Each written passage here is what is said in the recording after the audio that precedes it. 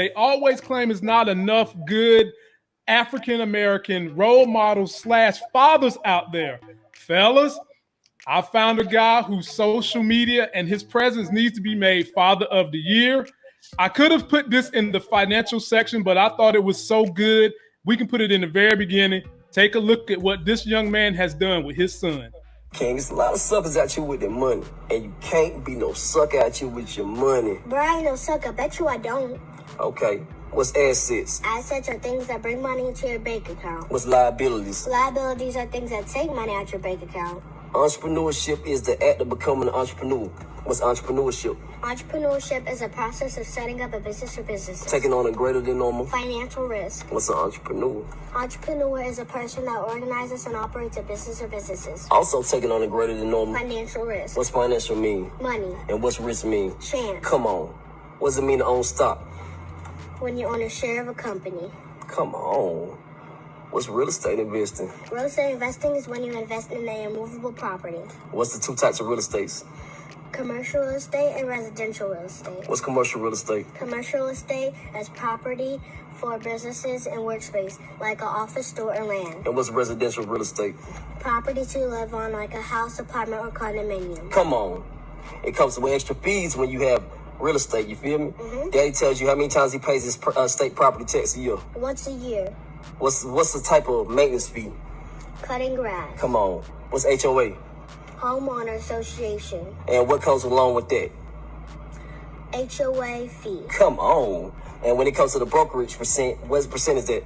7. Come on. What's equity? Equity is the difference between what your business is worth minus what you owe on it. Also assets minus? Liabilities and debt. Good job. What's credit report? Credit report is like a report card letting you know how well you did by paying your money back you borrowed. And how does credit affect your life? The better you keep your credit, the more opportunities you will have to get funding. And what? Large purchases like? A car or a house. Come on. And always repay what you owe. Because if you owe somebody, that means you're in debt. And you never want to be in debt. Because that means you owe somebody. And we don't never owe somebody. Because that. Boy, Kato, be more careful. When I saw that, all I could think of was me and 10-year-old L sitting in a new Tesla, whatever come out that year. Come on, little L. Come on, baby L. Larry, I'm going to give it to you first. Does that little boy and father deserve dad and child of the year? Because that little boy could have been no more than 8 years old. And that dad got him on point with more financial information than probably all of Trump's left voters. So drop it on me, Larry. Tell us about that situation. It looks like, like they need to go ahead and send this kid to Wharton already. Just get him out there and get him his just let him skip high school and college. Let him get his MBA right now so he can go to work. So, it's going to be interesting to see what comes of this kid as he grows up, if he's going to become a financial person or just a random investor or it's just, I'm curious about what he's going to end up doing with himself. But I think it's important. I think some of the just the basic terminologies and telling kids about finance and giving them some financial literacy is really important. And I know that our community has been sorely lacking in that arena. There's a lot of people in our communities that still don't have checking accounts. They're still going to check cashing places, to get their money out instead of having, just a basic bank account. So I think financial literacy is very, very important. And it's good to see a kid like that starting off early. Right. T-Streams, give it to him. Come on now. Man, it's always good when you see stuff like that going on. Anytime you see a parent that's sharing and giving their kid wisdom, that's gonna always be a plus, man. It's real easy to teach a kid a dance move or how to pick up a game controller or something like that, and but it's way more important and it's lasting when you can drop some core values or fundamentals into the kids. I wish a million times I would have shared information like that with my kids when they were young like that. And so kudos out to anybody that share that kind of wisdom, because right now, if you looked at it, those are going to be the ones that excel, because you look at a lot of the stuff that little kids are taking in right now. It is honestly, it's sad to say, but it's actually dangerous fundamentally for a child, man, to really just grow up in a free society like we have now, because they are so much exposed to a lot of things. And then our world right now is giving them is giving them, you know, too much rope. And when I say too much rope, is like, you know, they don't want you to whip your kids. You know, your kids can now tell on you and stuff like this. And so, you know, everything is now, children are allowed to sometimes make adult-like decisions for their own selves. And so when you can take some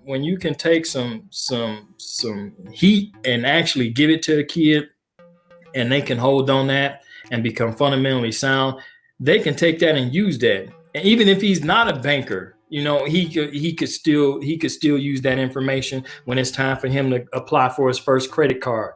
You know what happened when as soon as you getting ready to step on college campus, you get tons of credit card offers and all kind of stuff. You get them when it's time to get his first apartment, and he may have to lease some furniture or something like that, or when he buys first home. All that information will help him. And so I took my hat off to the old boy for sharing that with his kid. Yeah. You know, another thing that I want to say about this that I think is very cool is that not just about this, but with young people and young Black people nowadays, is that it is because we are starting to see more role models that are you know, that are wealthy, that are building wealth, talking about building wealth. When you look, and part of it is because in the past, a lot of our heroes have been, you know, rappers and ball players and actors and singers and whatever else. But you're starting to see some of these people becoming financial giants. I mean, you see people like Jay-Z and Diddy, and literally just this week, I think it was, or late last week, Kanye West was officially certified a billionaire by Forbes magazine. What? And so, yeah.